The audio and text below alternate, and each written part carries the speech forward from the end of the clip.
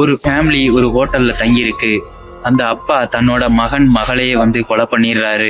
அது மட்டும் இல்லாம அந்த ஹோட்டல்ல வேலை செய்யற மீதி இருக்கிற 9 பேரையுமே கொலை பண்ணிடுறாரு. ஆக மொத்தம் 11 கொலைகளை அந்த அப்பா செஞ்சுட்டு தானும் தற்கொலை செஞ்சுக்கிறாரு.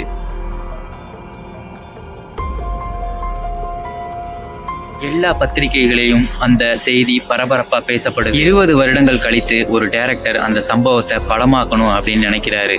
அதற்காக சில ஆடிஷன்களும் நடக்குது.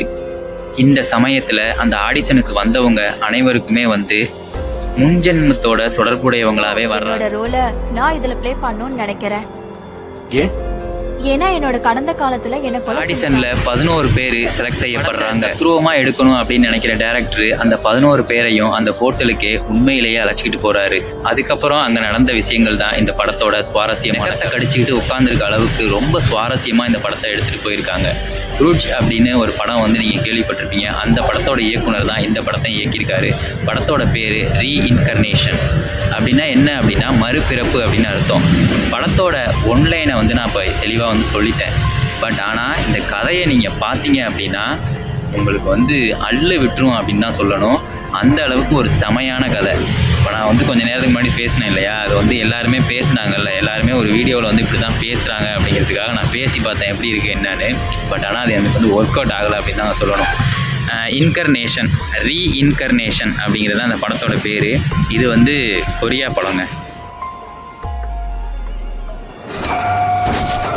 நம்ம நார்மலாக கொரியாவில் thriller, crime thriller, psychopath thriller இந்த மாதிரி படங்கள் தான் பார்த்துருக்கோம். ஏன் நாங்கள் ஹாரர் த்ரில்லரில் நாங்களும் சலைச்சவங்க இல்லை அப்படிங்கிறதுக்கு உதாரணம் இந்த படம் அப்படின்னு சொல்லலாம். இந்த படம் 1 மணி நேரம் 36 நிமிஷம், அதாவது 96 நிமிடங்கள் தான் இந்த படம். பட் ஆனால் 1 மணி நேரம் அந்த படம் ஒரு போக்கில் ஒரு கதையை அப்படியே ஃபாலோ பண்ணி போயிட்டு இருக்கும். 1 மணி நேரம் முடிஞ்சு அடுத்த நிமிஷமே கதை அப்படியே 3ஆ பிரியும், 3 டிவைடரா பிரியும். 11 கேரக்டர்ஸ் தான் ரொம்ப முக்கியமா நாங்க காட்டப்போம். கதை பிரியுமா அப்படின்னா அந்த பேட்டர்ன் 3ஆ பிரியும்.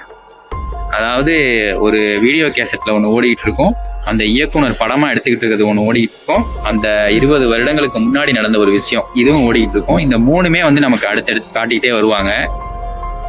அந்த 36 நிமிடங்களும் எந்த விதமான வாய்ஸும் இருக்காது. அதாவது யாருமே பேச மாட்டாங்க, வெறும் பேக்ரவுண்ட் மியூசிக் மட்டும்தான் ஓடிக்கிட்டு இருக்கும். ஹேட்ஸ் ஆஃப் டு அந்த பேக்ரவுண்ட் மியூசிக் அதை போட்டவர், அந்த மியூசிக் டைரக்டருக்கு ஹேட்ஸ் ஆஃப் சொல்லணும். அது பேர் என்னன்னு எனக்கு தெரிலங்க. ஆக்சுவலாக எல்லாமே கொரியன் வேர்ட்ஸாகவே இருக்குது, என்னால் படிக்க முடியல. சரியான மியூசிக்குங்க, தரமான ஒரு மியூசிக்கு.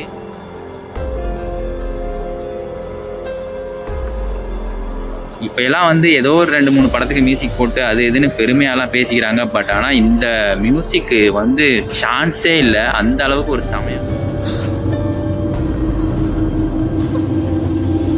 ஒரு அற்புதமான ஒரு ஹாரர் த்ரில்லர் அப்படின்னு சொல்லலாங்க. சம படம் ரீஇன்கர்னேஷன். இந்த படத்தை நீங்கள் பார்த்தீங்க அப்படின்னா புரியும். அதாவது என்ன அப்படின்னா 20 வருடத்துக்கு முன்னாடி நடந்த ஒரு சம்பவம் அப்படியே மறுபடியும் ரீக்ரியேஷன் ஆகுது வேற ஒருத்தவங்களோட மூலியமா அப்படிங்கிறது அந்த படத்தோட ஸ்டோரிங்க. செமையாக இருக்கும், பார்த்து என்ஜாய் பண்ணுங்கள். தேங்க்யூ.